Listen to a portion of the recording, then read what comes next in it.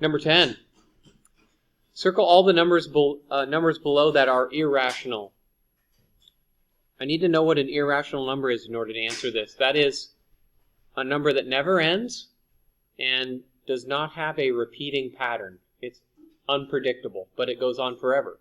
So 27 does not go on forever, so that's rational.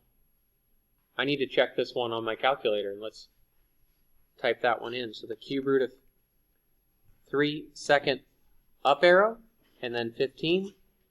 If it's a decimal that goes to the end of the screen, then it goes on forever.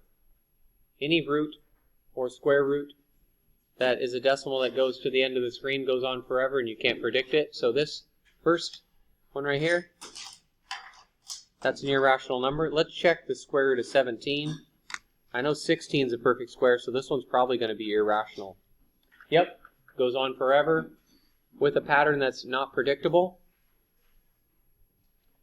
Pi, obviously irrational, never ends, always changing.